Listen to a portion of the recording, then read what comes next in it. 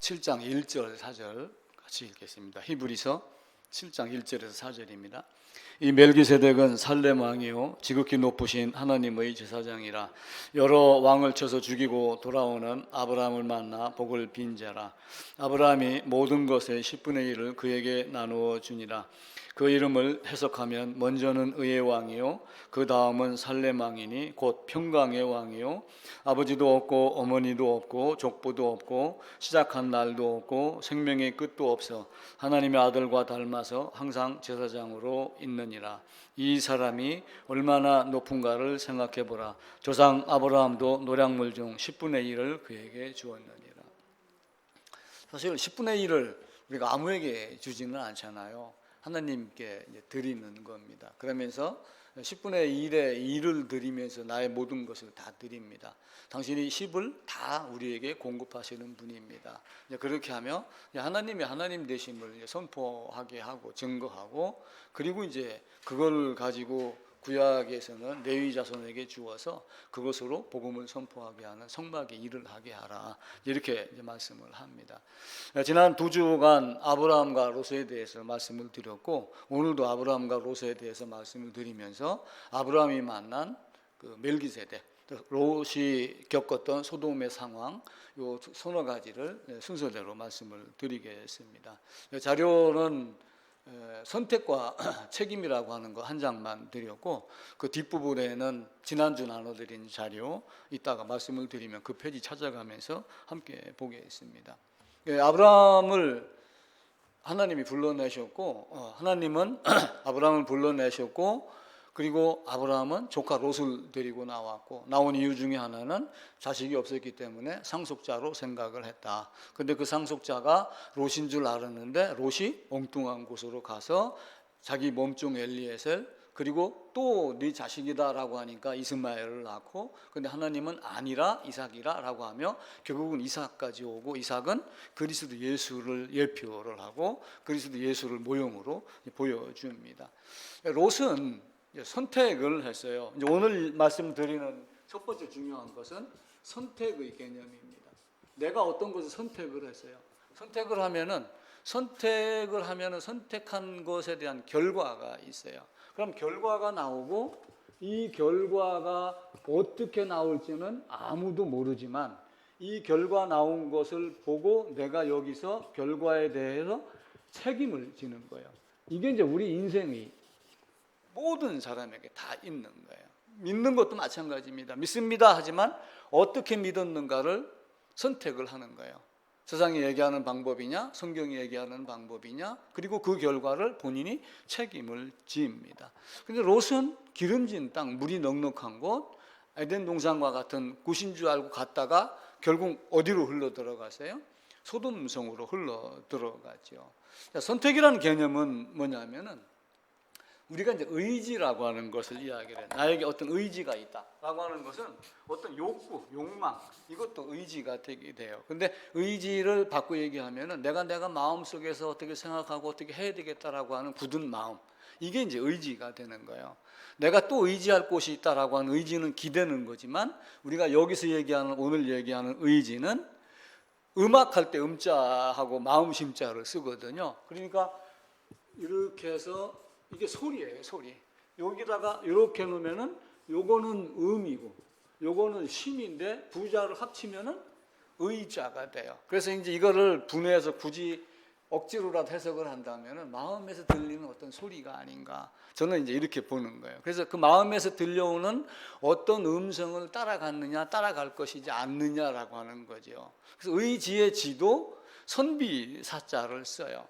선비사자를 쓰지만 꼭 선비를 뜻하는 건 아니고, 변호사 뭐 이렇게 하잖아요.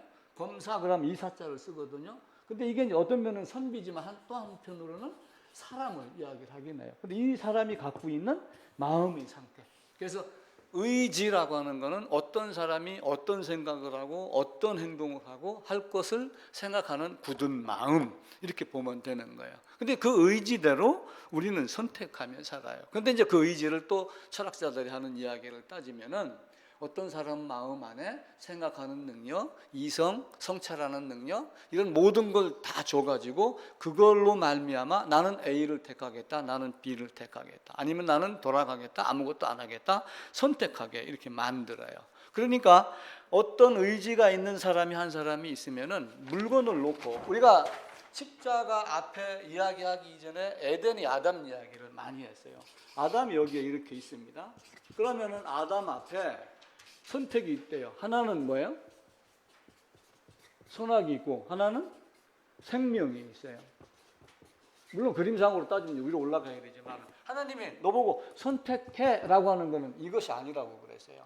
둘 중에 하나를 선택해. 그런데 우리 인간의 편에서 봤을 때는 이렇게 선택을 하면 어떻게 해야 돼요? 하나님이 좋아해요, 싫어해요? 하나님 악을 미워하시는 분이니까 당연히 어떻게 해야 돼요? 징벌을 받아요. 근데 하나님이 이걸 선택해라고 에덴에서 아담 앞에 생명과 선악을 아는 나무의 열매를 먹지 말라라고 한 것은 하나님의 쏙내는 뭐예요? 하나님의 진짜 쏙내는 이거예요. 이걸 먹고 생명을 먹기를 바라는 것이 하나님이 진짜 원하는 거예요. 그런데 또 한편으로 하나님의 계획은 뭐예요? 엎어졌다가 다시 일어나서 생명이 귀한 줄 알게 하는 것. 그 신비를 우리가 모르는 거예요. 다만 성경이 하나님이 계획한 대로 이루시고 성취하시는 분이니까 아담이 범죄도 하나님의 계획이다 이렇게 말할 수 있다라고 하는 거죠. 근데 자유의지는 하나님이 아담에게 준 거예요. 의지를 줬어요. 이성을 줬어요. 성찰하는 능력을 준 거예요. 이게 하나님이 아담에게 생명을 주어가지고 하나님이 어떤 분인가를 생각하는 능력, 하나님을 알아볼 수 있는 자로 주신 거예요. 그럼 아담은 뭐예요? 하나님이 어떤 분인가를 아는 존재예요. 아는 존재인데 하나님 말씀에 따라서 먹어라, 먹지 마라? 그런데 아담은 어떻게 했어요? 여기서 하나님이 이야기하는 거 말고 하나님이 먹어라, 먹지 마라를 이야기하는 또 한 속에서 음성이 들리는 거예요. 누가 있어요? 사탄이. 아니야, 임마. 하나님이 할아버지가 다락에다가 꿀 넣어놓고 손대면 저거 먹으면 죽는 거야? 아이들이 어떻게 해요? 한 놈은? 안 돼, 먹으면 죽는다고 했어. 안 먹어. 그런데 우리가 아니야, 할아버지만 뭔가 좋은 것만 먹으려고 숨겨놓은 거야. 먹자 이러는 거야. 그래놓고 어떻게 했어요? 할아버지가 돌아오니까 전부 할아버지 앞에 무릎을 딱 꿇는 거예요. 할아버지 죽을 죄를 졌습니다. 할아버지가 먹지 말라는 것을 먹고 죽었어야 됐는데 아직 살아있으니 할아버지께서 죽여주시옵소서. 이렇게 했다는 이야기도 있어요, 옛날에. 근데 먹어라 먹지 마라를 이 두 음성 중에 하나님의 음성이냐 사탄의 음성이냐를 결국은 또 한편으로는 선택을 하는 거예요. 이게 선택의 능력이에요. 하나님은 이거 먹어라 라고 하는데 이 신비하게도 이걸 거치게 만들어 놓고 사탄을 등장을 시키는 거예요. 이 신비를 우리가 다 알지 못하지만 알기를 원한다. 이게 성경이 우리에게 이야기를 하는 거예요. 그러니까 하나님이 우리에게 의지, 이성, 성찰하는 능력, 생각하는 능력 이걸 다 줬기 때문에 이 아담에게는 뭐가 있어요? 스스로 외부에서 오는 이런 능력을 차단시키고 아니야, 하나님이 나에게 준 것 같고 나 혼자 무엇인가 생각할 수 있어 라고 하는 외부의 간섭이나 외부의 자극이나 이런 것 없이 스스로 생각할 수 있는 능력이 있는 거예요. 그게 인간에게 준 자유의지라고 하는 거예요. 그러니까 자유라고 하는 말을 풀어서 얘기하면은 자기만의 이유예요. 나 혼자만이 내가 갖고 있는 어떤 이유가 있는 거야. 근데 그게 자유야. 자유는 스스로 하라는 것이 자유예요, 아니에요? 우리가 민주주의, 자유주의 그러면 네 멋대로 살아라 이렇게 하는 거예요? 그렇지 않잖아요. 진짜 자유주의 나라가 갈수록 자유주의가 잘 돼 있는 미국 같은 경우는 총기 사고도 많이 나지만 한편으로는 엄격하게 법 집행이 돼요. 그래서 자유의지는 내 마음대로 하는 것이 아니라 하나님이 나에게 원하는 것이 무엇인가? 결과에 따른 내가 이걸 선택을 했어요. 그러면 하나님은 뭐라고 얘기를 해요? 창세기 2장 17절에서 먹으면 죽는다? 근데 어떻게 죽어요? 반드시 죽는다. 알아요. 그럼 인간에게 주어진 특징 중에 또 하나는 상상력이라는 것이 있어요. 상상력이 있는데 아이들이 만약에 지금 이 시간에 여기 예배당에 앉아 있다. 그러면은 막 떠들고 소리 지를 수도 있어요. 근데 그 아이들은 내가 떠들고 소리 지른다고 하여 결과가 어떻게 될지는 몰라요. 아직 아기들이니까. 근데 우리는 이제 성인이란 말이에요. 그러면 먹어라 먹지 마라라고 했을 때 그 말을 듣고 먹지 말라는 걸 안 먹고 다 먹으라고 하는 생명을 먹으면 어떤 결과가, 먹지 말라는 것을 만약에 먹으면 어떤 결과가 일어날 걸 알아요. 그래서 선택은 내가 이걸 먹으면 어떤 결과가 일어날 것인가를 알고 스스로 선택을 하는 거예요. 아담은 그걸 알고도 먹은 거예요. 알고도 먹으면서 누구의 말을 더 의지했어요? 사탄의 말을 더 의지한 거예요. 그러니까 바꿔 얘기하면 하나님을 무시한 것이지요. 그래서 정언 명령이라고 이야기를 했어요. 절대 변할 수 없는 명령. 더 깊이 따져보고 생각하고 또 그 돌다리도 두들겨보고 건너라고 그러잖아요. 그런데 죽느냐 안 죽느냐 앞에서 덜컥 선악과를 따먹은 아담은 책임은 누구에게 있어요? 사탄을 보낸 당신에게 책임이 있습니까? 이렇게 묻겠어요? 아니에요. 먹든 안 먹든 책임은 누구예요? 자기 자신에게 있어요. 아무도 책임져 주지 않아요. 사탄이 칼 들고 와가지고 아담이 목에다가 푹 찌르면서 10cm 찔렀어요. 한 번만 더 말 안 들으면 10cm 더 찔릴 거야. 그럼 너는 죽어. 그렇게 해가지고 먹었나요? 아니에요. 아무것도 안 한 거야. 옆에서 그냥 혓바닥만 놀린 거예요. 혓바닥으로 마음만 톡톡톡톡톡톡 자극을 준 거란 말이에요. 근데 그 자극이 자기 마음을 건드려서 자극에 의해 가지고 어떤 반응을 하고 반응에 의해서 어떤 걸 선택을 하고 선택한 결과는 이건 될 것이다라고 알면서도 죽은 거예요. 그래서 하나님이 나중에 오셔서 그러잖아요. 네가 벗은 거를 누가 알게 하였느냐? 누가 알게 했어요? 스스로 아는 거예요. 나는 안 벗었는데도 부끄럽지 않으면 상대가 벗은 것도 부끄럽지 않는 거예요. 근데 내가 벗은 걸 부끄러운 거가 딱 느껴지니까 상대도 부끄러운 걸 느껴지는 거예요. 그래서 죄악이라는 것은 그렇게 됩니다. 그래서 책임이라는 단어 영어를 보면은 우리가 이제 일반적으로 그 responsibility, responsibility 이렇게 이제 발음을 해요. 근데 그 단어가 두 가지 의미가 있어요. 우리가 이제 반응한다라고 하는 response라고 하는 것이 있어요. response. 그리고 어떤 능력이라고 하는 ability가 있거든요. 그 두 개가 합쳐진 거. 이제 어가 빠진 거예요. 빠지고 여기서 ability가 붙어가지고 이 단어를 영어로는 책임이라고 그래요. 내가 어떻게 반응했든 내가 반응한 걸 가지고 결과에 대한 책임은 누가 지겠다? 내가 지겠다라고 하는 의미로 책임을 responsibility라고 이야기를 하는 거예요. 그래서 선택에 따라서 결과가 달라져요. 좁은 문으로 들어가라. 그래서 좁은 문으로 들어갔으면은 좁은 문을 통과해서 가는 길이 있어요.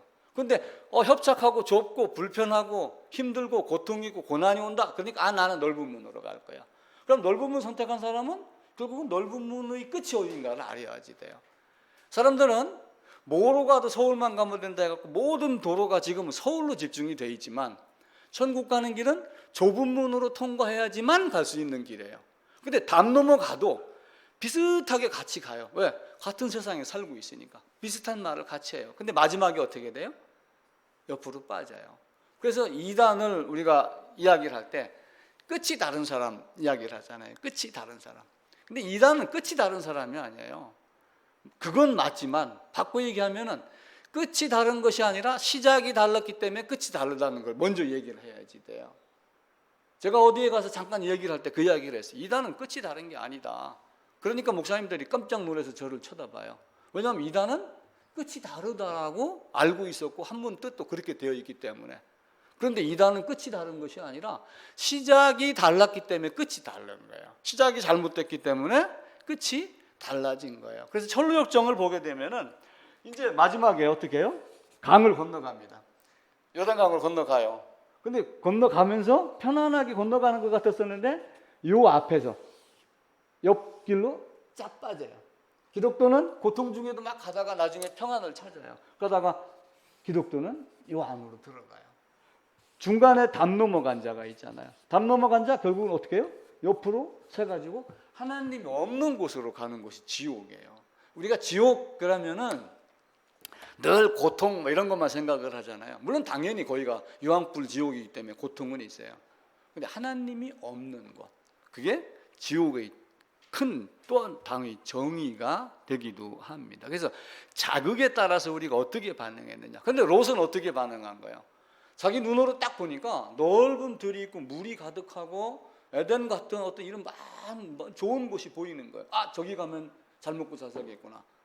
교회당 와도 각자가 원하는 바가 다 달라요. 나는 죽어도 죄사함이 뭔가 알아야 되겠어. 나는 구원이 뭔지 알아야 되겠어. 이렇게 오는 사람이 있는가 하면 어떤 사람은 교회당 다니면서 예배당 나가면 축복받겠지, 하나님이 보호해 주겠지, 건강하게 해주겠지, 돈 잘 벌게 해주겠지, 자식 잘 되게 해주겠지, 새벽기도 가면 내 아들 서울대학교 가겠지, 이런 생각으로 다니는 사람도 의외로 많아요. 제가 본 경험에 의하면은. 근데 하나님은 뭐예요? 나로 말미암지 않고서는 아버지께로 올 자가 없다라고 하면서 하나님은 우리에게 그 방법을 가르치는 거예요. 좁은 문으로 가라. 선택 뭘로 할래? 둘 중에 어떤 것으로 할래? 그럼 여러분은 어떻게 뭘 선택을 해요? 여기 와서도 뭘 선택하고 신앙생활을 하려고 하고 있어요? 하나님 나라예요. 딱 한 가지. 구원이에요. 그러니까 우리가 천국 가겠다라고 하는 이 말을 사람들은 아주 좀 적급으로 보지만 절대로 그렇지 않아요. 내가 천국 가겠다라고 하는 이야기는 그냥 막연하게 좋은 곳 가겠다 이런 뜻이 아니라 내가 천국 가겠다라고 하는 뜻은 나는 구원받고 하나님 나라 가겠다. 하나님과 함께 하겠다. 영원토록 이 이야기를 하는 거예요. 그래서 진정한 자유의지는 뭐냐면은 하나님이 원하는 것을 하는 것, 하나님이 정해준 것 하는 것. 그래서 제가 에베소서 얘기를 가끔 드렸어요. 빌립보서하고 기쁘신 뜻대로 예정을 했어요. 그런데 어떤 사람이 그 기쁘신 대로 이루어지게 하기 위하여 그 사람으로 하여금 소원을 두고 행하게 하신다. 이게 하나님이 우리에게 준 자극과 반응, 선택과 책임의 모습입니다. 첫 아담의 범죄와 이런 모든 것들을 다 따져야지 돼요. 아담이 둘이에요. 첫사람 아담, 마지막 아담. 마지막 아담은 누구예요? 예수님. 첫사람 아담도 사탄 앞에 섰어요. 생명이 됐지만 아직은 생명을 먹지 못한, 완전치 못한 상태였어요. 그 앞에서 사망을 선택을 했어요. 예수님 동정녀 마리아를 통해 가지고 이 땅에 오셨어요. 사람으로 왔지만 사람의 씨가 아닌 마리아, 그러니까 아담이 범죄하기 이전에 순수한, 그러니까 생명과 선악과와 선택 앞에 서 있는 아담이 순수한 생명의 상태에서 성령으로 잉태돼 갖고 이 땅에 오신 거예요. 그럼 아담은 실패를 했고 첫사람 아담은 사탄에게 넘어갔고 두 번째 아담은 40일 동안 광야에 가서 시험을 받았잖아요. 어떻게 했어요? 네 말이 옳아. 나도 사람으로 왔으니까 권세 좀, 나를 떨어뜨리니까 손으로 좀 손오공같이 구름 타게 해줘. 이렇게 했어요? 그렇게 하지 않았어요. 사탄아 물러가라. 오직 하나님의 말씀으로만 살 것이다.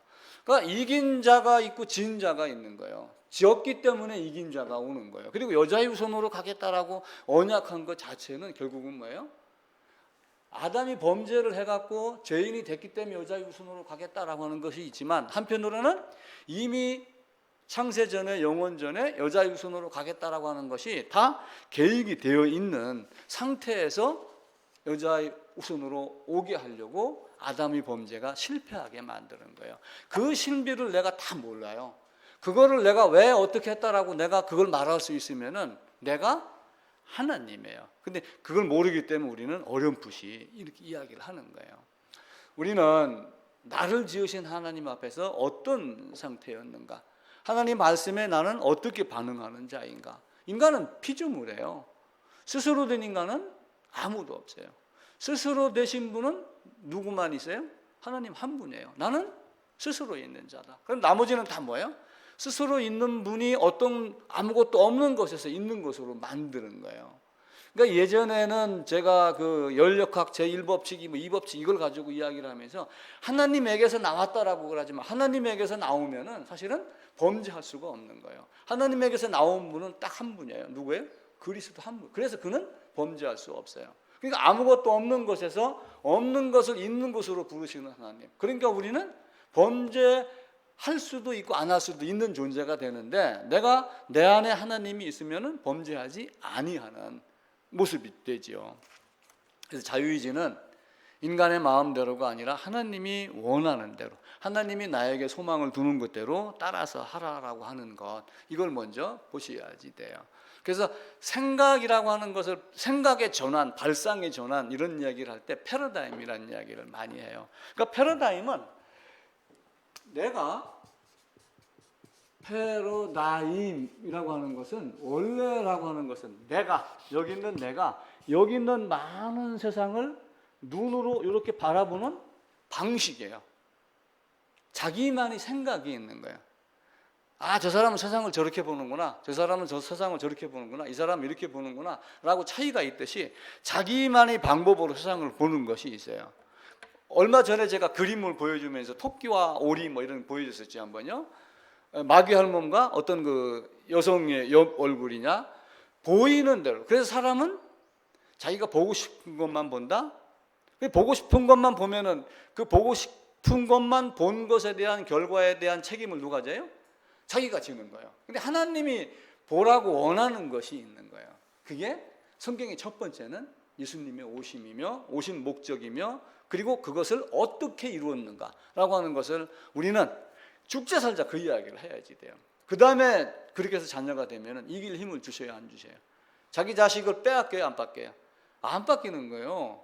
우리는 하나님이 잃어버린 자를 찾으러 오셨다 그렇게 얘기를 하니까 하나님이 능력이 없어서 잃어버렸다고 착각을 할 수가 있어요. 근데 그 잃어버렸다는 하나님이 잃어버렸다는 뜻이 아니라 에덴과 같이 양을 치고 가는데 양을 몰고 가는데 양이 그냥 각기 제 길로 갔거늘 하는 그 자기 선택으로 간 그 친구들을 찾으러 오신 것이 잃어버린 자의 개념이지 하나님이 잊어버렸다는 뜻이 아니에요. 그래서 그 전체적인 의미를 보면은 우리가 이제 패러다임을 바꿔서 성경을 보는 방법 이런 모든 것들 다 따져야지 됩니다.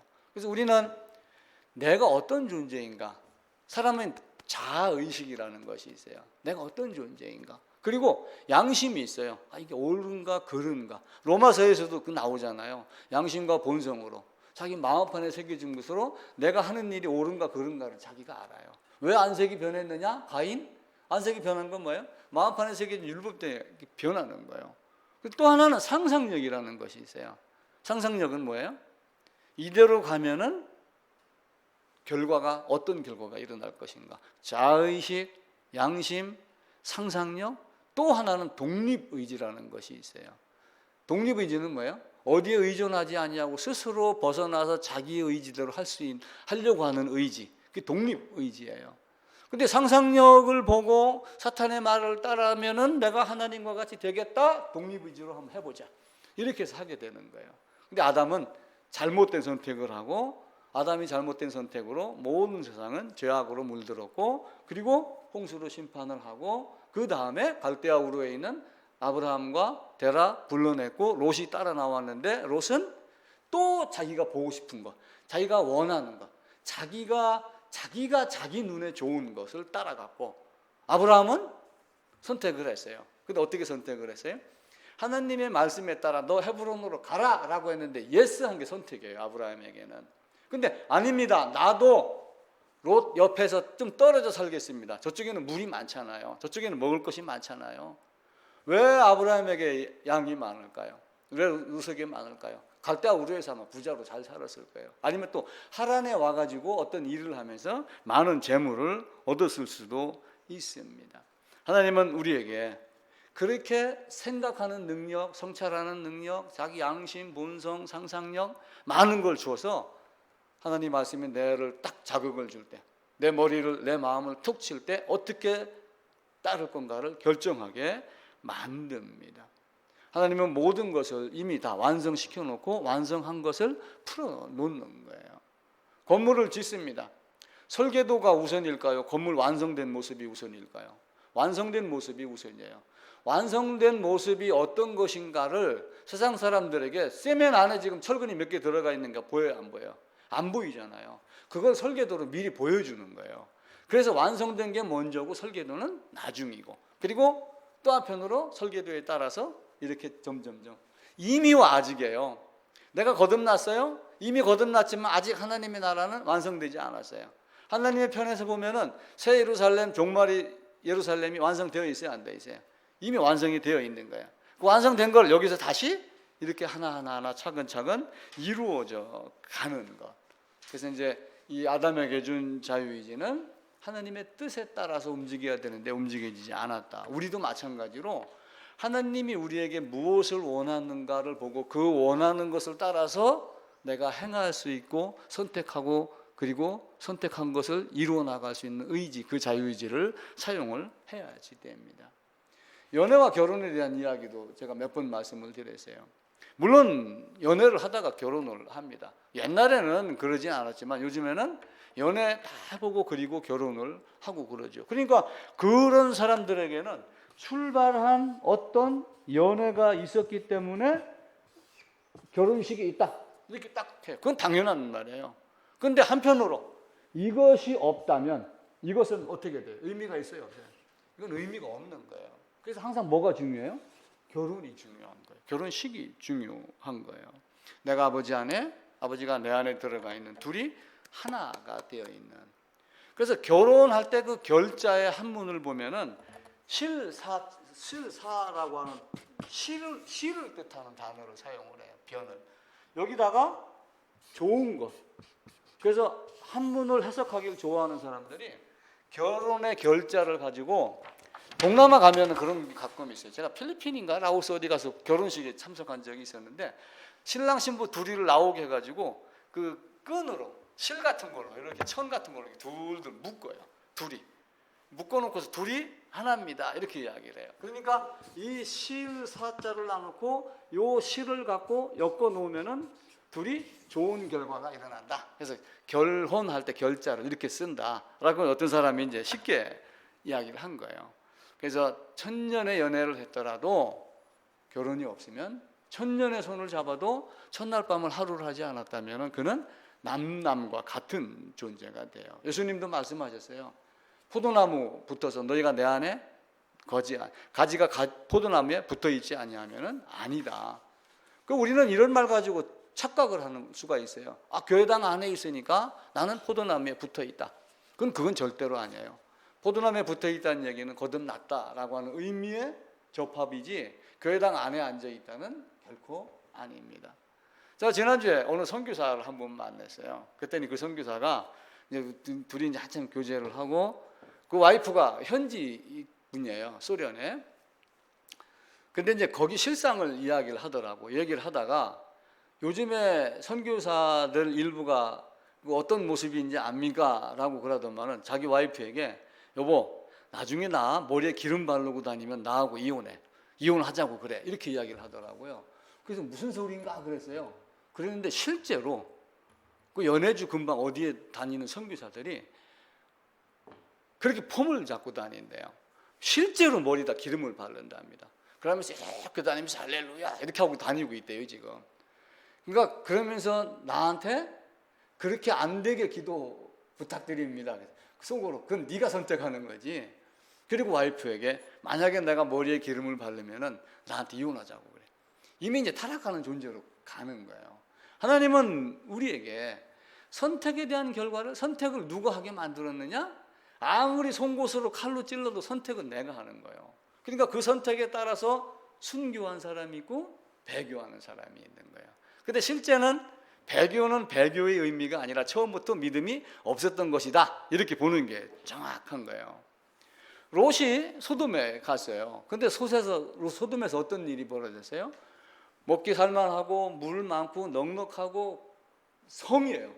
당시에 들판에서 살다 성이 있다는 얘기는 시골 촌구석에 아무것도 없고 빈손인데 여기는 먹을 게 풍부한 곳, 권세 있는, 더군다나 롯은 소돔 성문에 앉아있던 사람들이에요. 근데 소돔 성문에 사람 셋이 나타났어요. 사람 둘이 나타났어요. 아브라함에게는 셋이고 하나님은 있고 둘이 나타나서 롯의 가족을 끄집어내려고 그럽니다. 근데 둘이 오는 걸 보고 누군가를 알고 이야기를 해요. 나중에는 하나님이라고 이야기를 하잖아요. 근데 이제 구약에 보게 되면은 예수님의 현현, 성육신이 이전의 어떤 모습으로 등장하는 모습을 그걸로 보는 거예요. 성육신 이전의 모습으로 보는 거예요. 그러니까 소돔성에 롯이 앉아 있는데 어떤 사람이 나타난 걸 보고 롯이 나가서 주여 접대를 합니다. 근데 이제 그 사람들을 보고 소돔성의 사람들이 어떻게 했어요? 끄집어내 내가 상관하겠다 이렇게 된 거예요. 그럼 상관이 바꿔 얘기하면 섹스의 개념이에요. 근데 그 단어를 히브리어로 야다라고 하는 걸 써요. 야다. 근데 야다가 알다 이런 뜻이에요. understand, know, knew 이 개념이 들어가요. 안다. 근데 뭘 안다라고 하는 걸까요? 뭘 안다? 냉철하게 따져갖고 내가 이 사람하고 20년 동안 연애를 했어요. 근데 식도 안 올렸고 첫날밤도 안 겼어. 그러면 아는 게 모르는 거예요. 성경에서는 모르는 거라고 이야기를 하는 거예요. 알다라는 거는 바꿔 얘기하면 머리로 아는 것이 아니라 가슴으로 알고, 이론이 아니라 마음으로 알고, 그리고 실제적 체험 경험을 통해서 아는 것. 그래서 여기서 알다라고 하는 것은 둘이 한 몸이 되는 걸 이야기를 해요. 근데 이 단어를 써가지고 내가 상관하겠다. 근데 그 상관하는 걸 바꿔 얘기하면은 남자들이 와가지고 남자의 모습으로 돼 있는 천사에게 상관하겠다라고 하는 얘기는 남색하겠다 그 얘기예요. 그러니까 롯이 소리를 지르잖아요. 이 악한 놈들아, 어찌 악을 행하겠느냐라고 하면서 남색을 악한 모습으로 보는 거예요. 소돔성은 그런 곳이었다란 말이에요. 그런데 이 야다라고 하는 단어를 가지고 창세기 4장에서 아담이 밖으로 쫓겨났어요. 하나님이 내보냈습니다. 아담과 하와가 어떻게 해요? 가인과 아벨을 낳을 때 뭘 했어요? 동침하며 이렇게 나와요. 하나님이 아담과 에덴을 하와를 밖으로 내보냈는데 이 둘이 동침하며 가인이 낳고 아벨이 낳는데 요 동침이 요 야다라는 단어를 써요. 같은 단어예요. 그래서 야 야다하겠다 상관하겠다라고 하는 얘기는 아담과 하와가 부부 관계를 맺듯이 내가 그 남색을 하겠다. 그러니까 이 악한 인간들아라고 이야기를 하는 거예요. 그래서 성경에 보게 되면은 남자와 동침하며 입다가 전쟁에 나갔다가 돌아오면서 제일 처음에 나를 맞이하는 자를 번제로 드리겠습니다라고 했는데 누가 나왔어요? 자기 딸이 나왔잖아요. 그러니까 눈물을 머금고 자기 딸을 번제로 드립니다라고 했는데 그게 어떤 방식인지는 모르겠어요. 근데 그 입다의 딸이 이 입다의 딸이 남자를 알지 못함으로라고 하는 알지가 야다예요. 그러니까 그 말에 의하면은 입다의 딸은 전혀 남성과 관계 한번 없는 수처녀 동정녀인 상태로 번제로 드려졌다. 어떤 사람은 지금의 수녀와 같은 그런 상태라고 이야기를 하는 사람도 있고 신전의 어떤 개념으로 들어가는 거라고 할 수도 있고 또 아니면 뭐 이석과 같이 번제인지 그건 지금 정확하게는 알지 못하겠어요. 다윗이 늙어갖고 몸이 싸늘해져 갑니다. 우리가 늙으면 몸이 싸늘해져 가요. 죽을 때쯤 되면은. 그러니까 어떻게 해요? 수냄 여자 아비삭을 데려갖고 같이 한 이불 속에 집어넣어 놔요. 그러면은 다윗의 몸을 따뜻하게 하려고 수냄 여자 아비삭에게 옷을 단단하게 입혀갖고 손못을 입혀서 이불 속에 넣겠어요? 아니죠. 둘이 다 알몸 있는 상태예요, 사실은. 그런데 열왕기상의 기록에 보면은 다윗이 그렇게 하나 아직 알지 못하였더라, 잠을 자지 못하였더라. 그러니까 우리가 이제 일반적으로 쓰는 잠잤냐 이렇게 얘기를 하잖아요, 그죠? 그 단어를 야다라고 하는 개념으로 보는 거예요. 근데 이 야다를 신약에서는 다른 단어를 사용을 해요. 헬라어로 기노스코라고 하는 건데 이게 머리로 아는 것이 아니라 마음으로, 생각으로 아는 것이라 경험으로라고 하며 요 야다와 기노스코를 같이 보는 거예요. 자, 요한 1서에 보게 되면은 하나님이 우리를 사랑하시는 그 사랑을 내가 알고 믿었느니 그래요. 그럼 뭘 알았다는 거예요? 아, 예수는 하나님이야. 예수는 하나님의 사랑이야. 그걸 알고 믿었다는 얘기인가요? 아니에요. 그 이상이에요. 하나님이 우리를 사랑하시는 그 사랑을 우리가 알고 믿었느니라고 하는 것은 그리스도 예수 안으로 연합된 상태, 연합의 복음, 안수의 복음, 세례의 복음, 그걸 정확하게 깨달았다라고 하는 거예요. 요한복음 17장에도 이런 말씀이 있어요. 영생은 곧 유일하신 하나님과 그가 보내신 자 예수 그리스도를 아는 것. 그럼 이 아는 것은 뭐예요? 아, 예수 크리스마스 다 알아요. 그것 아는 거 얘기할까요? 아니에요. 성경은 그렇게 이야기하지 않아요. 네가 예수 안에 들어와서. 구약에서는 예수 안으로 들어가는 방법을 가르쳐요. 양 안으로 들어가는 방법을. 레위기 1장에서 2장에서 소제 말고 화목제 그리고 속죄제 가르쳐요. 안수하고 뭘 넘겨요? 죄를 넘겨요. 죄인을 넘겨요.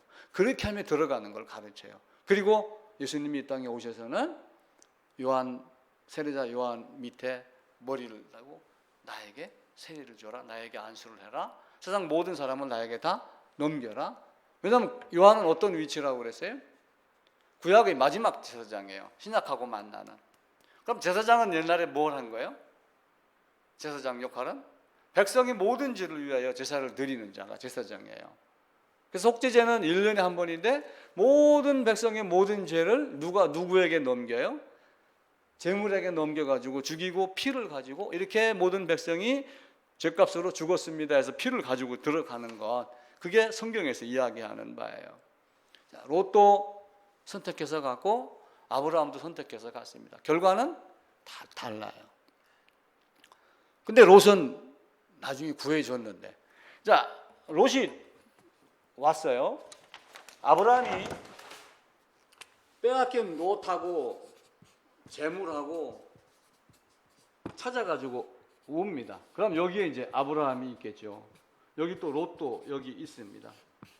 롯도 있는데 나중에 이 롯이 어디로 다시 가요? 소돔성으로 다시 가요. 근데 요 소돔성으로 가기 이전에 멜기세덱이 아브라함 앞에 등장을 해요. 소돔으로 다시 돌아갔다는 얘기가 멜기세덱이 등장하고 난 뒤에 등장을 해요. 뒤에 기록이 되어 있어요. 아마 그 이야기는 같이 있는데 멜기세덱이 왔고 아브라함은 멜기세덱에게 10분의 1을 드렸고 롯은 다시 소돔으로 갔고. 멜기세덱은 누구를 상징해요? 그리스도 예수를 상징을 합니다. 아브라함이 멜기세덱에게 10분의 1을 줬어요. 10분의 1, 11조는 누구에게 해요? 목사에게 하나요? 교회당에게 하나요? 아니에요. 다른 일을 하지 아니하고 목회에 전념해서 복음 전하는 일에 도움이 되게 하는 거고, 또 내가 받은 모든 것이 하나님께로부터 온 것입니다. 그 중에 일을 드리면서 나의 모든 것이 주께 온 것으로 알고 다시 주님께 다 돌려드립니다. 주님께 영광 돌립니다. 라고 하는 이런 여러 가지 의미가 있는 것이 10의 1입니다. 고린도서에 가면 이제 그걸 가지고 뭐 여러 가지 이야기를 하죠. 재지 말고 해라, 뭐 열심히 해라, 뭐 이런 얘기를 하는데 자기가 이제 생각하고 느껴지는 대로 드리는데 롯이 드렸다는 얘기는 없어요. 물론 롯은 빼앗겼다가 돌아오는 자기 때문에 자기 것이 아무것도 없을 수도 있어요. 그런데 이제 아브라함에게는 빼앗아온 재물까지 있었으니까 그 중에 10분의 1을 멜기세덱에게 드린 거예요. 하나님은 우리에게 이 모든 것들을 다 드리는 거예요. 레위 자손에게 11조 드리라는 얘기가 민수기 18장에 나와요. 내가 이스라엘의 11조를 레위 자손에게 기업으로 주어서 회막에서 하는 일을 갚는다. 이렇게 하면 민수기 18장에 10의 1조에 대한 이야기가 나와요. 그런데 그것뿐만이 아니라 하나님이 우리에게 무엇을 주셔서 감사합니다. 나는 하나님께 속한 자입니다. 라고 하는 것을 드러내는 거예요. 멜기세덱이 누구예요? 그리스도 예수를 상징하는 거라고 그랬죠. 오늘 읽었던 히브리서 7장 1절에 보게 되면은 이 멜기세덱은 살렘 왕이에요. 살렘은 어디가 살렘이에요? 살렘은 예루살렘이에요. 예루살렘의 시적 명칭이 살렘이에요. 그럼 살렘은 예루살렘입니다. 그럼 멜기세덱은 살렘 왕이에요. 그럼 살렘의 왕은 실제는 그 당시에 누구였어요? 솔로몬이 살렘 왕이었고 다윗이 살렘 왕이었어요. 근데 여기서 얘기하는 살렘 왕은 다윗, 솔로몬을 얘기하는 거예요? 아니요, 여호와 하나님을 말씀하는 겁니다. 멜기세덱은 살렘 왕이요 지극히 높으신 하나님의 제사장이라. 시편을 한번 가보겠습니다. 시편 76편입니다.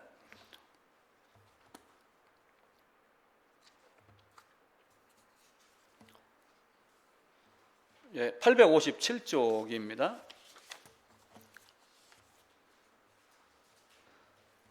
857쪽 1절 2절입니다. 같이 읽읍시다. 하나님은 유다에 알려지셨으며 그의 이름이 이스라엘에 알려지셨도다. 그의 장막은 살렘에 있으며 그의 처소는 시온에 있도다. 시온 성주는 다윗이 아니에요. 시온 성주는 하나님입니다. 살렘 왕은 다윗, 솔로몬이 아니라 여호와 하나님입니다. 그래서 이 멜기세덱은 살렘 왕이요 지극히 높으신 하나님의 제사장이다. 그러면서 히브리서 7장으로 다시 돌아가면은 그 이름을 해석을 하면은 7장 2절 중간 부분입니다. 그 이름을 해석하면 먼저는 의의 왕이요 그 다음은 살렘 왕이요 곧 평강의 왕이라. 평강의 왕, 의의 왕을 또 다시 어디 가면 알 수 있냐면은 이사야서 9장에 가면 그 내용이 나와요. 이사야서 9장 6절 7절인가 그래요. 7장 14절에서 처녀가 잉태하여 자식을 낳을 것이다 라고 했는데 이사야서 9장 한번 보겠습니다. 이사야서 9장입니다.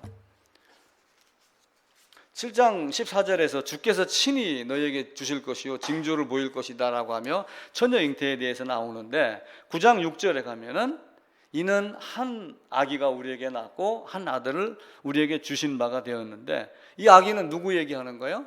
마리아에게서 나온 예수님을 말씀을 하시는 거예요. 성육신 하신 하나님. 그의 어깨는 정사를 메었고 그 이름은 기묘자 모사라. 기묘자 모사는 뭐예요? 우리가 이해할 수 없는 신비로우신 분, 괴기한 일을 하시는 분, 인간의 능력으로 할 수 없는 일을 하나님은 다 할 수 있다라 하시는 그 하나님을 말씀을 하는 거예요.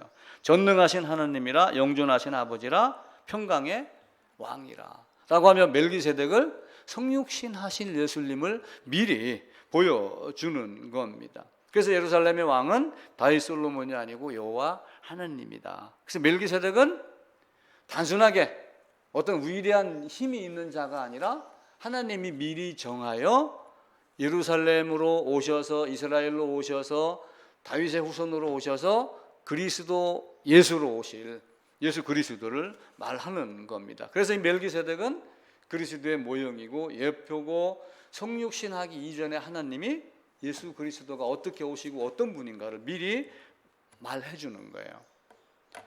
멜기세덱 그러면은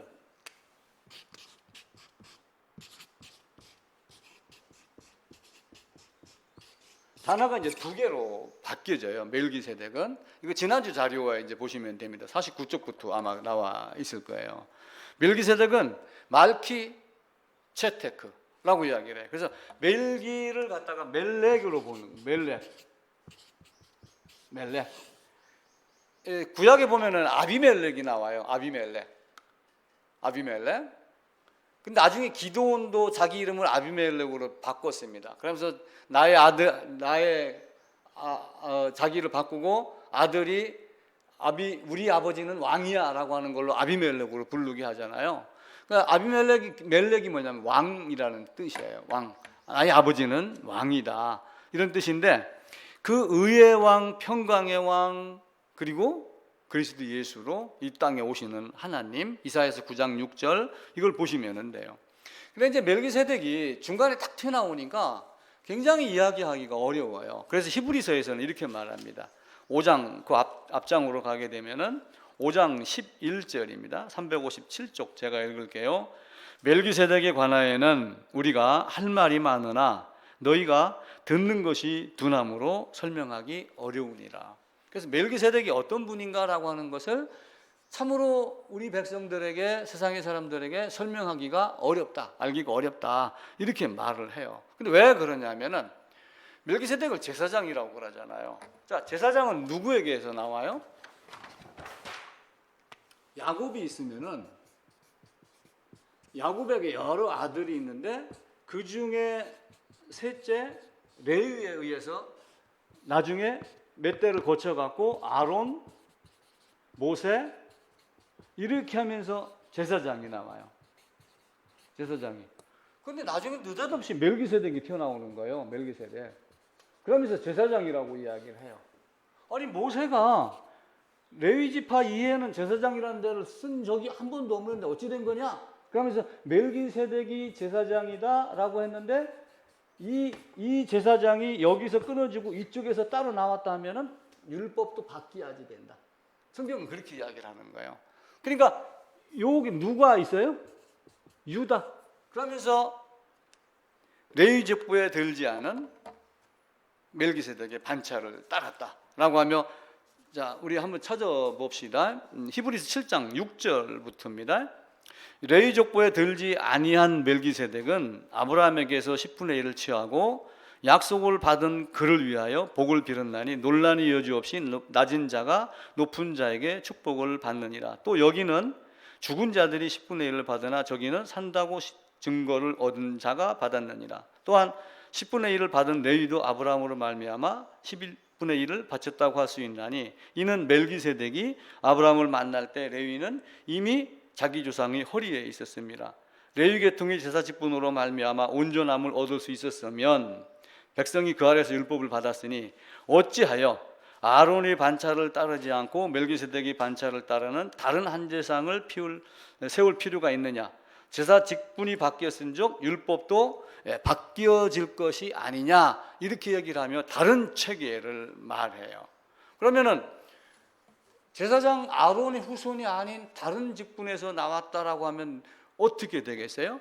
그래서 14절에 12절 제사 직분이 바꾸어졌은즉 율법도 반드시 바꾸어지리니 이것은 한 사람도 제단 예를 받들지 않는 다른 지파에 속한 자를 가리켜 말함이라 라고 하며 레위 지파에 속한 자가 아닌 멜기세덱은 다른 지파에 속한 자다 라고 하며 누구 지파를 이야기를 해요?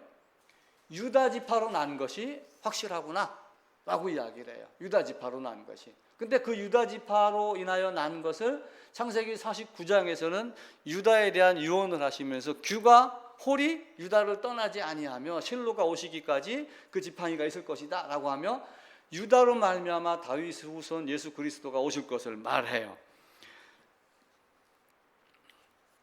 그런데 21절로 가보겠습니다.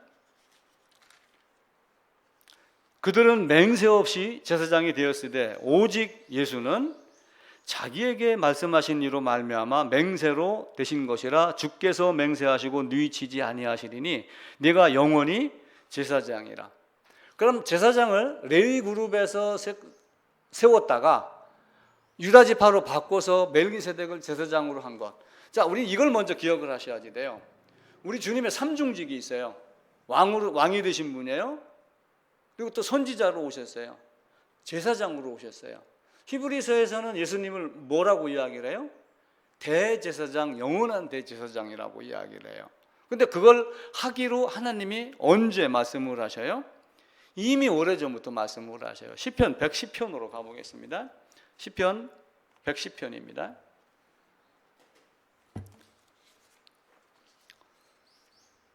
4절입니다. 1절부터 제가 먼저 읽을게요. 886쪽입니다. 여호와께서 내 주에게 말씀하시기를 내가 네 원수들로 네 발판이 되게 하기까지 너는 내 오른쪽에 앉아 있어라. 우리 주님이 부활하셔갖고 하나님 우편에 앉아 있잖아요. 우편은 오른쪽이 아니라고 그랬어요. 우편을 어떤 장수적 위치로 오른쪽 이렇게 하면 안 돼요. 당시의 우편이라는 의미는 내가 어떤 사람에게 부여할 수 있는 최고의 권위, 최고의 등급, 최고의 높임. 그래서 하나님 우편에 앉아 있다는 이야기는 하나님과 동등된 것을 나타내는 그 이야기예요. 그러니까 시편 110편에서 말하는 내 오른쪽에 앉아 있으라, 그 얘기도 이전에 예수님이 하나님과 동등될 것을 취하지 아니하고 자기를 비워 종의 형체로 오셨던 것을 다시 원래 위치로 돌아가신 하나님으로 보시면 돼요. 4절입니다. 여호와는 맹세하고 변하지 아니하시리라 이르시기를 너는 멜기세덱의 서열을 따라 영원한 제사장이라 라고 예수님에 대해서 미리 말씀을 하셨어요. 아브라함이 그걸 본 거예요. 그러니까 아브라함이 유대인들하고 늘 다퉈요. 예수님이. 그러니까 이 유대인들이 우리는 아브라함의 자식이다, 우리는 아브라함의 자손이다 이야기를 하니까 예수님이 뭐라고 그래요? 너희가 아브라함의 자손이면 아브라함의 행사를 할 것이거늘, 이렇게 이야기를 합니다. 그럼 아브라함의 행사를 할 것이라는 이 말의 뜻은 바꿔 얘기하면은 아브라함과 같은 믿음이 있고 아브라함의 믿음에 따른 믿음의 조상이란다면 아브라함과 같은 행함도 있을 것 아니냐. 그런데 너희가 나를 죽이려 하는구나. 아브라함이 나기 전부터 내가 있었느니라. 아브라함이 나이 때 볼 것을 보고 기뻐하였느니라 라고 하는 그 볼 것을 보고 기뻐하였다라고 하는 것이 한편으로는 복음을 만났을 때고 한편으로는 멜기세덱을 만났을 때고 여러 가지 의미가 이제 주어지겠죠. 그런데 멜기세덱이 제사장 그 반열을 따라 예수님이 제사장 되는 것은 이미 여호와 하나님께서 사전에 정하시고 계획하신 맹세로 하신 것이라. 근데 그 맹세는, 하나님의 맹세는 후회가 있어요, 없어요? 하나님의 맹세는 후회하심이 없다. 그 뜻이 변하지 아니하는다라고 하며 시편 110편 4절 여호와는 맹세하고 변하지 아니하시니라 이르시기를 너는 멜기세덱의 서열을 따라 영원한 제사장이라 하였더라. 여호와께서 내 주에게 이렇게 이야기를 해요. 자, 여호와께서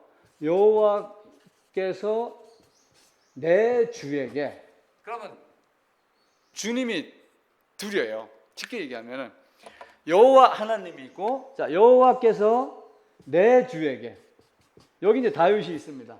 여호와께서 내 주에게 하면 이 주는 누구예요? 여호와 하나님을 부르기 어려워서 그 이름을 함부로 부르지 못해서 뭐라고 그래요?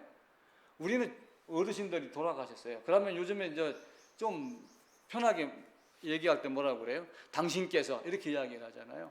아도나이, 아도나이 이렇게 하면서 여호와 하나님의 이름 직접 부르지 아니하고 귀하게 높여서 아도나이, 아도나이, 아도나이 그랬어요. 근데 이게 나중에 이제 여호와 하나님 이름이 바뀌면서 뭐라고 그러냐면 주여, 퀴리오스.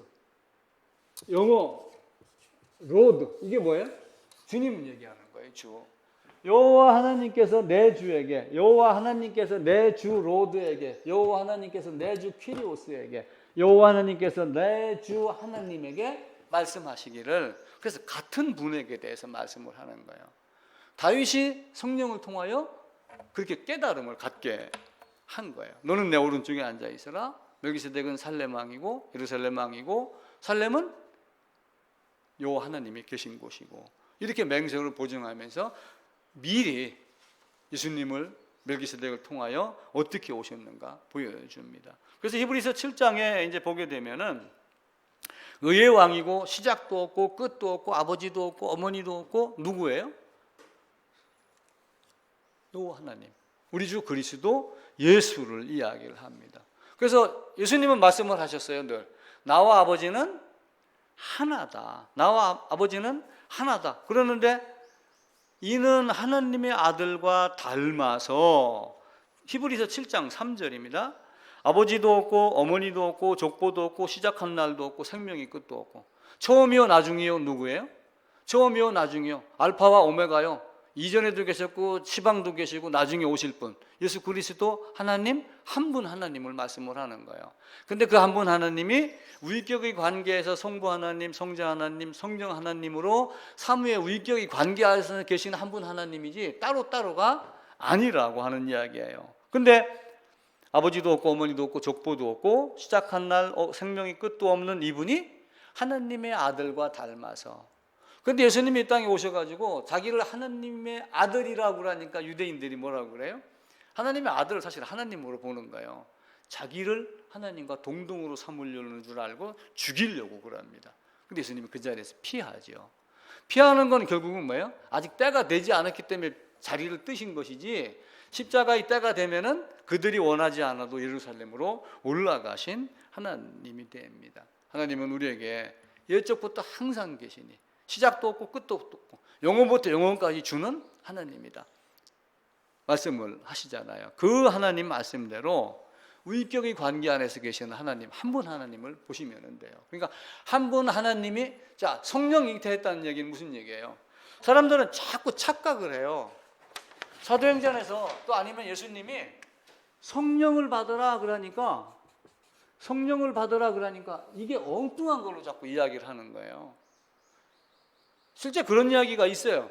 기도원에 가니까 성령 받으라, 입을 열라, 성령을 받으라 해갖고 입을 쫙 벌렸더만 앞에서 말하는 강사의 침만 튀더라. 누가 와서 그런 이야기를 한 적도 있어요. 성령을 받으라라고 하는 얘기는 바꿔 얘기하면 무슨 얘기예요? 하나님 한 분 하나님이 말씀을 받으라 그 얘기예요.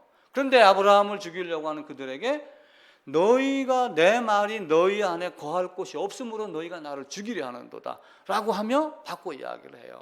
그러니까 성령을 받으라 라고 하는 그 성령은 누구예요?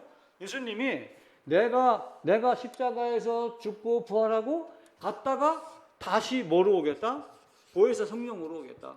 예수님 한 분 이야기를 하는 거예요. 삼위일체 한 분 하나님을 말씀을 하시는 거예요. 아버지께서 나를 보내셔 갖고 왔고 내가 갔다가 다시 와서 이 성령이 하나님이 말씀하신 것과 이런 모든 것들을 가르치고 깨닫게 하겠다. 한 분 하나님 말씀을 하시는 거예요. 그러니까 성령 받으라 그러니까 전부 성령을 별개의 낱개로 생각을 하는 거예요. 그게 아니에요. 그러니까 성령 잉태했다는 얘기는 특별한 능력으로 잉태했다 이 방법, 이 말이 아니라 바꿔 얘기하면 무슨 얘기예요? 하나님이 육신을 입고 오는 방법, 그 능력을 이야기를 하는 거예요. 근데 그걸 갖다 이제 성령을 받으라 그러니까 이제 엉뚱한 것들로 이야기를 하는 건 맞습니다. 근데 그렇게 하면 절대로 안 돼요. 성부, 성자, 성령을 분리해서 말하면은 절대로 안 됩니다. 그래서 창조는 누가 했어요? 하나님이 하셨어요. 바꿔 얘기하면 우리가 성부 하나님이 창조하고 성자 하나님이 또 사역하시고 십자가에 사역하시고 성령 하나님은 가르치는, 이렇게 우리가 분별해서 구분해서 말할 수는 있지만 십자가도 성부 하나님이 함께 지셨다고 말해야 된다. 이게 조직 신학이나 신학자들이 정리해서 하는 말이에요. 구분해서 말하면은 절대로 안 됩니다. 예수님이 말씀하셨어요. 내가 거처를 예비하면 갔다 오겠다. 근데 그 거처를 예비했다는 얘기는 그 말한 시점을 놓고 봐야지 돼요. 거처를 예비했다는 얘기는 다른 것이 아니라 내가 십자가 사역이 완성이 되면은 다시 와서 너희를 내가 있는 곳으로 이끌게 가겠다. 내가 너에게 말한 모든 것을 생각나게 하겠다. 성령이. 그래서 성령은 신약에만 있어요? 구약에는 있어요? 없어요? 구약에도 있어요. 성령이 다윗이 성령으로 깨닫는 장면이 많아요. 사도행전 1장 한번 볼까요? 사도행전 1장 성령 이야기가 나옵니다. 사도행전 1장입니다. 16절입니다. 187쪽입니다. 같이 읽을까요? 형제들아, 성령이 다윗의 입을 통하여 예수 잡는 자들의 길잡이가 된 유다를 가리켜 미리 말씀하신 성경이 응하였으니 마땅하도다. 그러면 유다가 예수님을 팔기로 작정된 거는 영원전의 삼위 하나님의 계획이에요. 그런데 여기서는 성령이 말씀하시기를 이러니까 성령이 별개가 존재 아니라 그 깨닫는 능력을 준 거예요. 하나님이 우리에게. 그래서 성령이 말씀하시기를 이렇게 되는 거죠. 마태복음 22장에도 다윗이 성령에 감동되어 그리스도를 주라 하였다고 그랬어요. 여호와께서 내 주에게, 이렇게 다윗이 이야기를 했듯이 그리스도를 주라 한 거는 크리스토스, 결국 뭐예요? 어떤 공적 임무 사명을 받은 자를 퀴리오스라, 주다, 로드다, 이렇게 말한 거예요. 한 분 하나님에 대해서. 그런데 어떻게 다윗이 그리스도를 주라고 하였으니 주가 다윗의 자손이 되겠느냐? 육신으로는 다윗의 자손으로 오셨지만 그분은 한 분 하나님이다 라고 하는 거죠. 그래서 한 분 하나님이 어떤 분인가를 우리가 잘 보고, 믿음은 뭘로 이루어져요? 믿음은 믿음으로 이루어져요. 로마서 1장 17절인 대로 믿음은 믿음으로 말미암아 믿음이 더 굳세게 되는 거예요. 그래서 그 믿음을 자꾸 연결을 시켜가지고 성경 전체를 거미줄 같이 꽉 짜서 연결을 시켜야지 돼요. 세상은 예수님이 오기를 많이 기다렸어요. 요한복음 1장 몇 번 말씀드렸잖아요. 네가 그 선지자냐? 그 선지자를 엄청 기다린 거예요. 다윗에게 깨닫게 해서 예수 잡는 자 유다를 준비한 것까지도 미리 다 이야기를 한 거예요.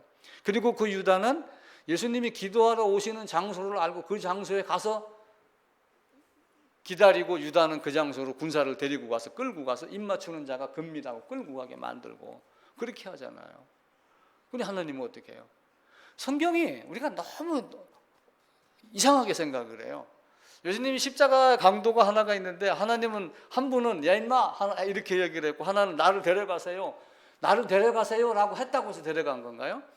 성경에서 얘기한 그 짤막한 단 한마디가 당신 가는 낙원에 나도 임하게 하세요 하는 그 말이 사실은 우리가 지금까지 이야기하는 많은 내용이 그 안에 다 포함이 된 거예요. 왜냐하면 그 십자가의 양편 강도는 유대인 중에 한 사람이에요. 이스라엘 사람들이에요.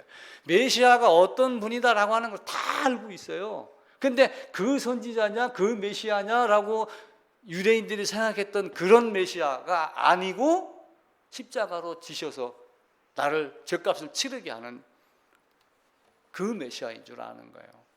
이스라엘은 그 선지자를 어떻게 기다린 거예요? 옛날 그 알라딘 요술 램프 있잖아요. 그럼 야 진이 그러면 딱 나와가지고 샥 꼬리 이렇게 나와갖고 뭐예요? 내가 하는 거 원하는 거 다 해주고 그러잖아요. 요즘 이 휴대폰 그 아들놈이 왔는데 이렇게 보고 진이야 뭐 이렇게 하더라고요. 그게 뭐냐 그랬더니 그게 뭐 질문하는 거래요. 진이야. 요즘은 집에 조그마한 로봇이 있어갖고 그게 다니면서 집안 촬영을 해갖고 본인한테도 보여준다 그래. 진이야.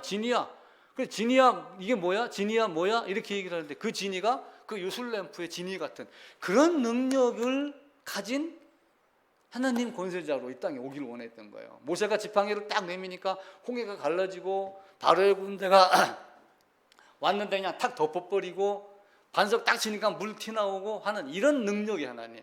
그런 능력의 하나님이 와가지고 지금 여기 있는 우리를 괴롭히는 저 로마 군대를 없애주세요 라고 하는 그 선지자로 본 거예요. 근데 강도 중에 하나는 그게 아닙니다. 그걸 깨달은 거예요. 그래서 야 나도 낙원에 가게 해주세요. 기도가 되는 것이 아니라, 기도 때문에 가는 것이 아니라 그 하나님이 오셔서 무슨 일을 하셨고 하는 것들이 사실은 다 함축이 된 거예요. 그래서 제가 자꾸 드리는 얘기가 그 얘기예요.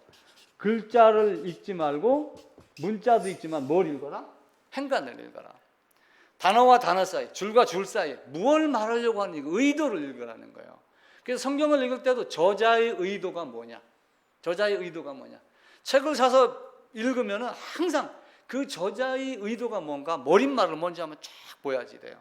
그래서 머릿말을 쫙 보면 이 사람이 무슨 말을 하려고 하는지 보여요. 그리고 목차를 보면 내용이 대충 보여요. 그래서 제가 집사람한테 가끔 혼납니다. 아니 당신은 책을 사놓고 앞에 10장을 보고 왜 뒤는 안 본 게 이렇게 많아? 근데 안 봐도 다 되는 내용이 알고 있는 거예요. 이게 알아지는 거예요. 그 중에 책 한 권 사가지고 2줄만 딱 얻으면은 그 책값 15,000원어치를 다 하는 거예요. 성경에서는 우리가 뭘 읽어내야지 돼요? 그걸 보는 거예요. 유대인들은 자기가 원하는 신을 만들었어요.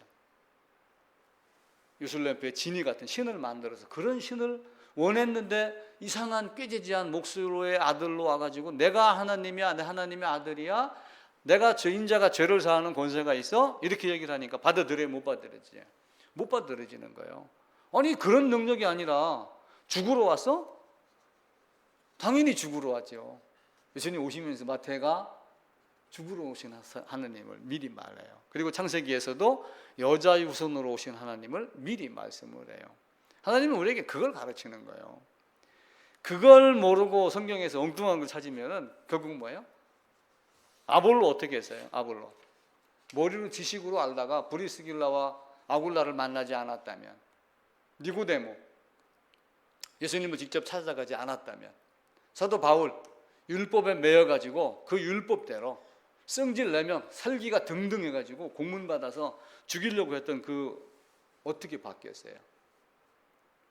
만든 신, 그것들을 많이 이야기를 해요. 만든 신. 리처드 도킨스라고 하는 사람이 만들어진 신이라는 책을 썼어요. 그리고 그 안에 만들어진 신에 대한 이야기를 많이 해요. 만들어진 신은 좋다 나쁘다 많은 이야기를 해요. 근데 하나님에 대한 이야기를 못해요. 왜 못할까요? 만들어진 신은 알지만 만들어지지 않은 스스로 계신 하나님은 모르기 때문에 그래요. 여러분 어떻게 해야 될까요? 만들어진 신에 대한 이야기를 해요. 스스로 계신 하나님을 말해야지 돼요. 내가 세상에서 무언가를 어떻게 충족받는 걸 이야기를 할까요? 아니면은 죄값을 치르고 하나님의 사랑으로 거듭나는 복음을 말해야지. 무엇을 잡을까요? 어떤 걸 선택을 하는 것이 좋아요? 사라져갈 것? 아니에요. 폭풍차경이라고 그랬어요. 바람을 잡는 것 같은, 그림자를 쫓아가는 것 같은 그런 어리석은 짓 하지 마라. 성경은 우리에게 그 이야기를 합니다. 하나님은 우리에게 그걸 철저하게 가르치며 아닌 건 버려야 된다고 그래요. 지난달 6월 며칠이에요. 6월 7일 그날이 삼성 이건희 회장이 신경영 선포 30주년 되는 날이에요. 2023년도가 93년도였으니까 꼭 30주년 되는 날이에요. 일본인 삼성그룹의 일본인 고문이 있었답니다. 그래서 그 고문에게 삼성에 대해서 한번 진단을 좀 내려봐 달라. 근데 그 고문이 이건희 회장에게 보고를 한 거예요. 일본에서 아마 독일인가 어디로 이동하는 중에 보고를 했어요. 삼성 사람들은 비전이 없다. 삼성 사람들은 품질에 대해서 관심이 없고 막 이런 여러 가지 이야기를 했어요. 또 하나는 삼성 공장 안에다가 그때 세탁기를 만들어내는데 세탁기 만드는 공장에다 몰래카메라를 설치를 했어요. 근데 몰래카메라를 설치를 했는데 조립을 해요. 그럼 뚜껑을 어떻게 합니까? 갖고 와서 조립을 하고 뚜껑을 딱 덮으니까 뚜껑이 이렇게 해서 이렇게 딱 덮인 게 아니라 이렇게 어긋난 거예요. 그럼 어떻게 해야 돼요? 주형 틀을 바꿔야 돼요. 새로 만들어야지 돼요. 근데 칼로 이걸 깎고 있었던 거예요. 이게 당신네 회사들의 모습입니다. 이건희가 뿔이 나가지고 전 세계에 있는 삼성 임직원들 다 독일로 모여.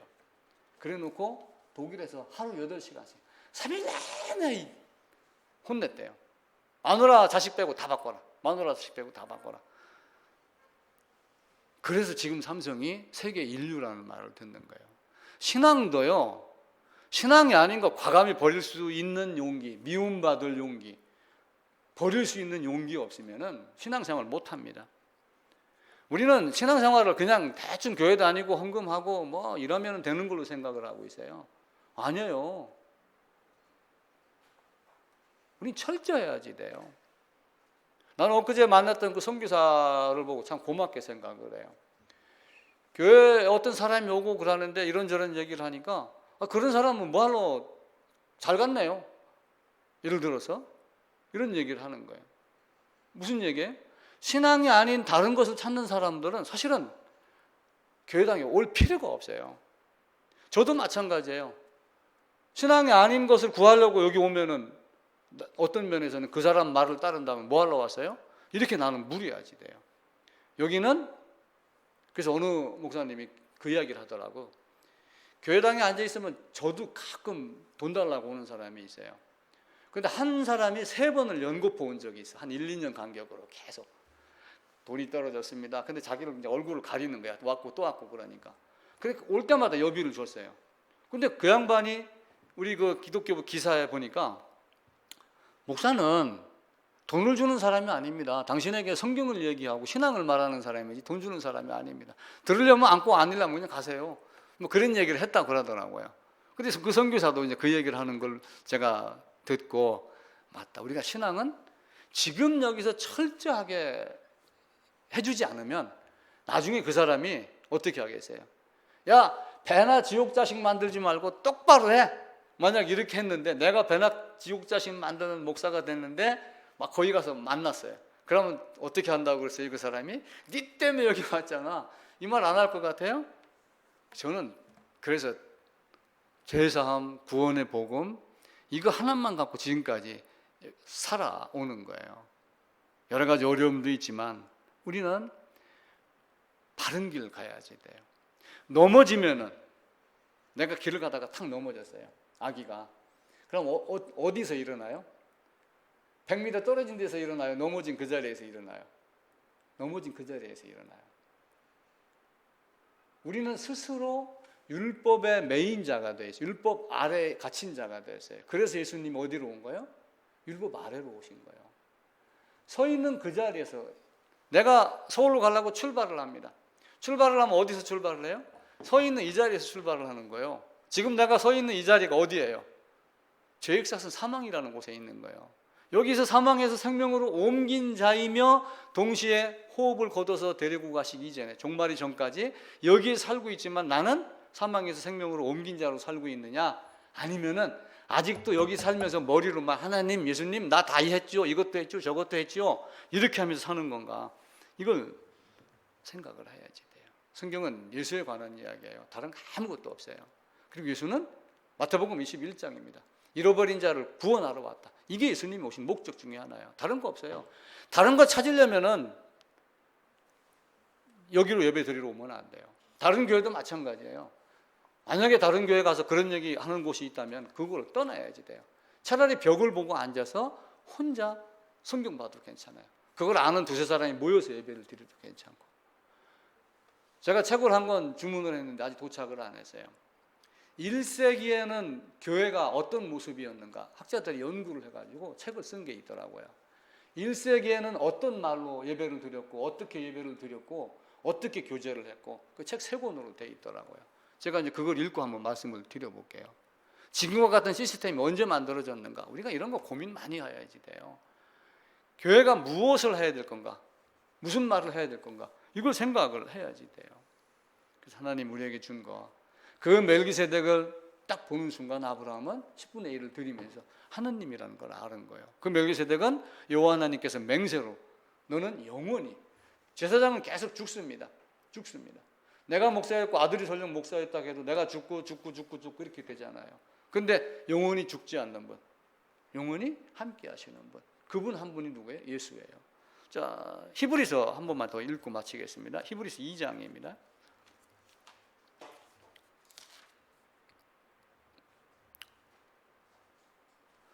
히브리서 2장 17절입니다.